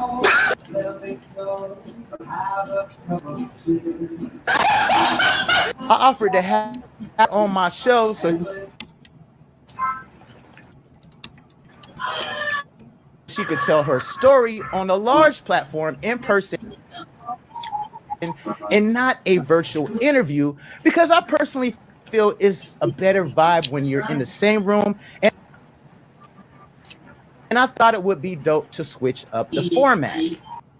After conning YouTubers to appear on their platform, telling a fake story and claiming to be R. Kelly's cellmate.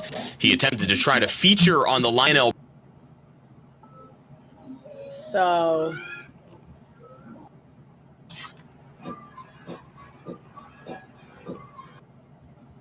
this move is so fucking slow. About this con, you're like artist, and it's not right. Okay, it's just not right to steal somebody else's story and pretend to be other people. Hey, warm, bundle up under the covers, y'all. Okay, it is cold. Hey everybody, happy Sunday. This is just a quick video on like Misha. Like every time she's exposed or debunked, she still comes back and just tries to keep her con going. Girl, you are completely exposed. I know there are some people that still believe you. However, the majority of the people out there don't believe you anymore at all. You need to stop this con. You're like artist, and it's not right. Okay, it's just not. I want to thank you for your support and your condolence to what I've been through and understanding me, but I would like to apologize for the misled information. People don't apologize unless they're wrong or they've done something wrong. So for the fact that she came forward to apologize means that she did something wrong. So how on one hand can you be giving an apology saying you did something wrong, and on the other hand saying that you didn't do anything wrong and somebody just twisted your words? No, the misled information is AKA lies. You got on here and lied, pretending to be that Jane Doe in a D&G shirt with the skirt. You pretended to be her, and now that you are exposed, you're trying to hide your hand, backpedal, and deflect. Okay, and now you're trying to say, "Oh, I'm just a woman on the table, not the D&G." And then the next thing you know, he says, "Oh, well, I do have a D&G photo, but it's just not that one." Again, a liar will always think of a new lie, and a new lie, and a new lie, and their lies will be ongoing because they don't want to get caught up. Okay. About the D&G shirt, I knew that me coming out saying that was me in a D&G shirt, that's someone else's case. So I knew that I could not say that. That's why I didn't want Adria to go live and say anything about the D&G. But you did say it. You did say that was you. And even when Lionel put the picture up and others were putting the picture up, you kept on talking about that photo and you kept on saying that was you. You knew exactly what pictures were floating around. The only picture floating around with the girl sitting on Diddy's lap with the D&G in the studio. You described play by play of what was in her lawsuit. Besides, you added on some things that you messed up on, whatever. So you could completely stole this girl's story, and now that you're exposed, you're trying to say, "Oh, I never said that was me." Yes, you did.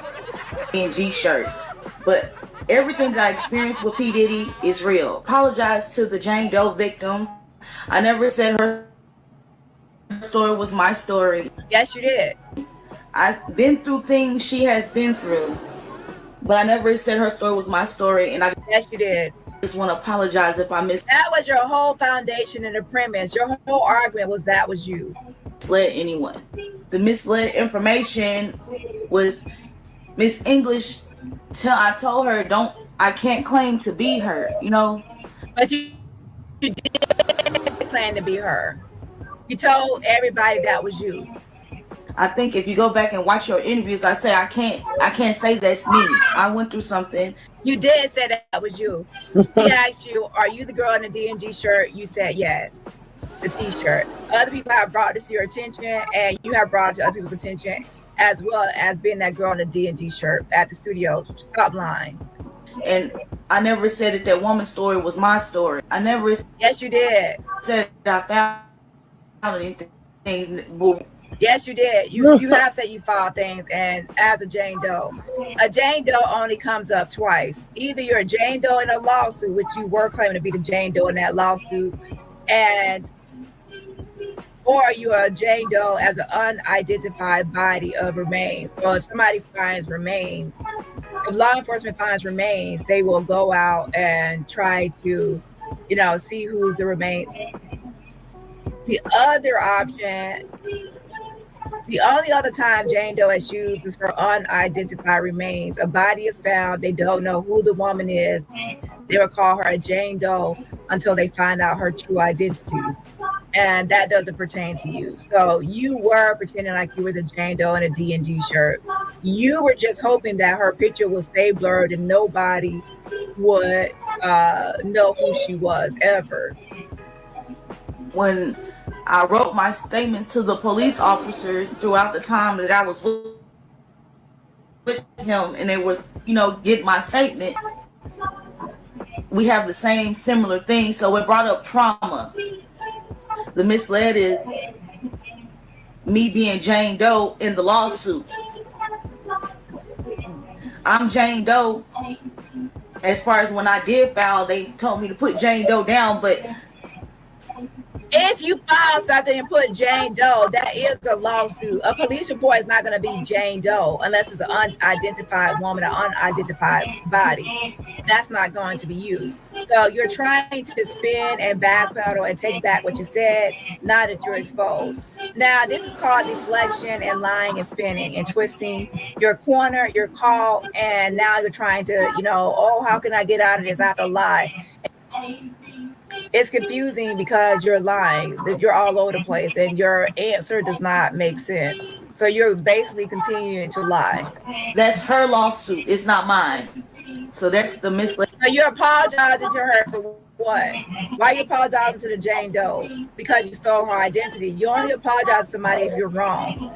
And that's why you say, I apologize, that's her case. So you stole her case and you stole her identity, and now you're apologizing for it. And that on the other hand, you're also trying to hide your hand. The information right there, I don't know if I explained it right. And look at the title of Lionel's video. It says you admit to not being the girl in the D&G. It says you finally admitted to not being the girl in the D&G shirt.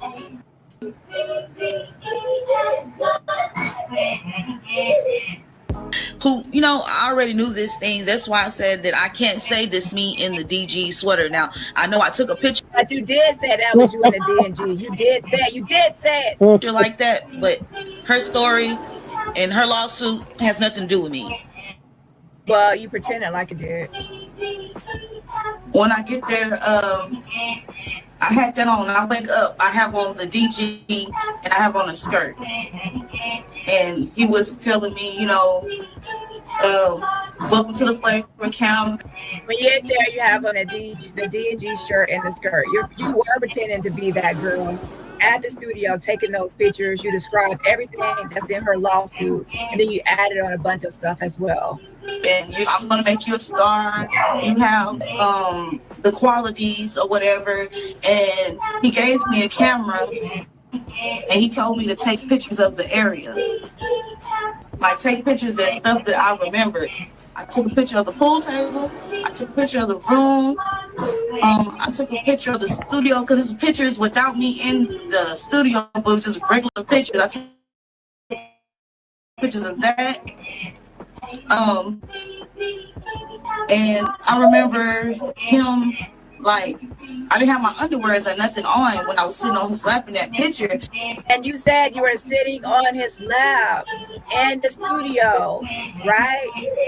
And everybody knows what picture that is. The girl with the D&G shirt, and she's also wearing a jean skirt sitting on Diddy's lap, the blurred photo. Okay, you were pretending to be her. I remember him telling me like, ooh, she got a nice body, got like a nice little shape on her. That's also in that girl's lawsuit. Monica Kane, who we know who that is now. In her lawsuit, she stated the same thing about what they were saying about her body. So you stole her story. Whatever.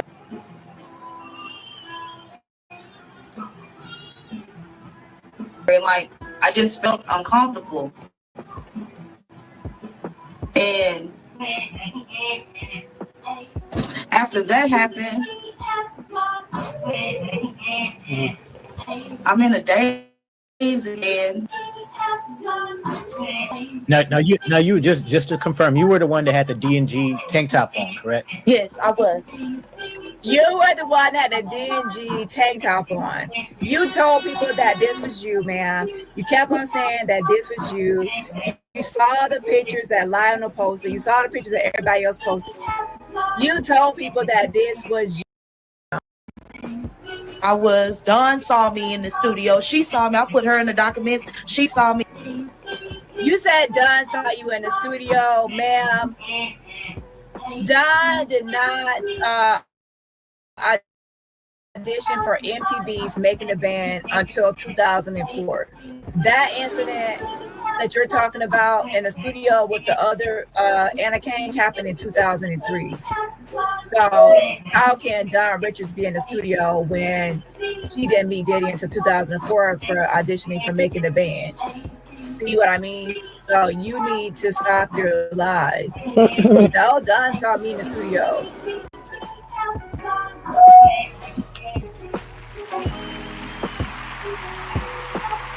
Everybody I named, they saw me. Cassie saw me when Cassie was running. Cassie was mad because she says Cassie saw her in the studio too.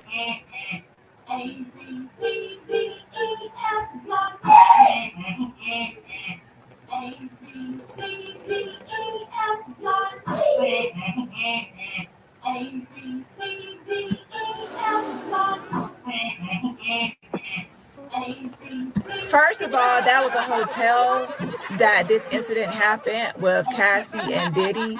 So how could she storm off because she saw y'all effing, which you should be actually saying graping, not effing, if you're actually telling the truth about him assaulting you, right? Secondly, that was surveillance footage from the Intercontinental Hotel in California. Daddy's house studio, where you're saying that you were at, is actually in New York. So that's geographical information that you have wrong as well. And also, you said that was supposed to be 2003 when you were a minor, that he assaulted you at the studio in New York. But you're now saying while stuff was happening to you, Cassie stormed off, but that wasn't until 2016. So you're thinking, oh, that's an old video. There's no date. No, there is a date. March 2016. Intercontinental Hotel in Century City, Los Angeles. So that is not about you, ma'am. You were full grown up at that time in 2016. Please stop the lies. Man, I put that much money, and that's money in that duffel bag she was running with. You talking about in the hotel where she's getting beat? Yeah, that's like it's old. Like she got beat. Like they just now putting the stuff out. But that's money that he keep in that duffel bag. She was trying to run with that money.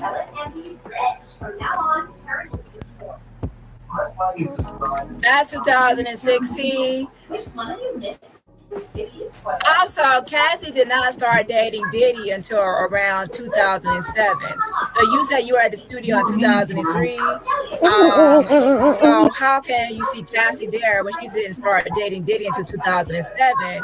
Furthermore, you say you were only around Diddy in 2003, 2004, 2005, 2006, but he didn't start dating Cassie until 2007. So how can you see her at the studio during that early time period before 2007? Look, when this guy sees the girl's figure inside the ball, he approaches her, takes her out of the ball, starting to touch her, thinking she looks completely real. He even breaks the ball she was holding, and inside it, he finds a photo from her childhood. Just then, he starts the car, and as he inserts the money, the girl begins to leave. Still no one likes. So right now, we are listening to the liars that were debunked during the Diddy no bail reign of his current jail stint. We are being brought up to 2 hours of Tanisha Talks Teas. We're gonna cut it off right there unless something comes up that I need to talk some more tea on Diddy. Y'all let me know. Please email it to me to Tanisha Talk at gmail.com. Okay, so yeah, we're gonna cut it off right there, tea sippers. I really want to thank all of you guys for watching. I really, really greatly appreciate all of the support. Remember, share my videos. When you come on in, go ahead and become a subscriber so that you know whenever I have some tea for y'all to sip. Thank you guys for watching. Until next time, bye-bye. Thanks for watching. Remember to show your support by liking, subscribing, and sharing. It's a blessing. Keep your teacups filled and ready for my next upload. Until then, stay inspired and remember, always stay sipping.